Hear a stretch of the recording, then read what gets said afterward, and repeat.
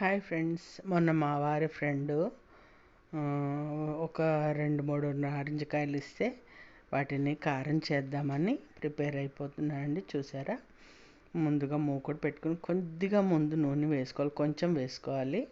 వేసుకొని ఆవాలు, మెంతులు, పాలింగు వేసాను. అలాగే మన కారానికి తగ్గట్టుగా కాసిన ఎండుమిరపకాయలు వేసుకోవాలి. వేయించి చల్లారి పెట్టుకోవాలి.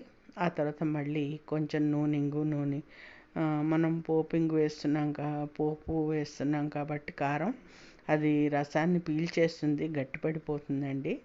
అందుకోసం అని చెప్పి మరి కొంచెం ఇంగు నూనె కాచి చల్లార్చుకుంటున్నాను. చూసారు కదా, ఇలా కాచి చల్లార్చుకున్నాను. ఆ తర్వాత మనం వేయించుకున్న పోపుని మిక్సీ పట్టేసేసుకొని ఉప్పు, పసుపు వేసేసి మిక్సీ పట్టేసుకొని కలిపేసుకుంటే చూసారా ఎంత గట్టిగా ఉందో చూసారు కదా. అందుకోసమనే ఇంగు నూనెని కాచుకున్నాను అనమాట. అది కాచి చల్లార్చుకున్న తర్వాత అది అందులో లాస్ట్లో కలిపేసేసుకుంటే మనకి కొంచెం పల్చగా ఉంటుంది. నీళ్లు కలిపామనుకోండి మళ్ళీ వాసన వస్తుంది, పచ్చడి పాడైపోతుంది. కాబట్టి ఇంగు నూనె కాచుకుంటే అద్భుతమైన రుచిగా ఉంటుంది. చూసారు కదా, మీకు దొరికితే తప్పకుండా ట్రై చేయండి, తెచ్చుకొని వాడుకోండి. ఓకేనా. నేను నెయ్యి వేసుకున్నానండి. చూసారు కదా, ముద్దపప్పులో ఇది నడుచుకొని తింటే ఉంటుంది, మామూలుగా ఉండదండి.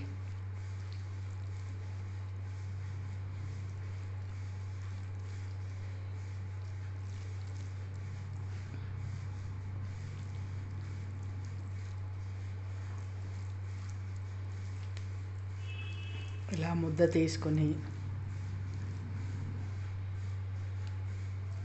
ఇలా పెట్టుకుంటే ఉంటుంది. ఆహా,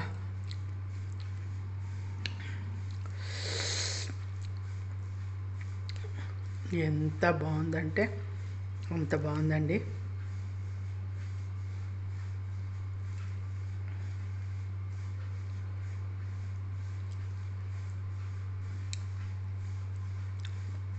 అద్భుతమైన రుచి, అస్సలు మిస్ అవ్వకండి. ఓకేనా ఫ్రెండ్స్.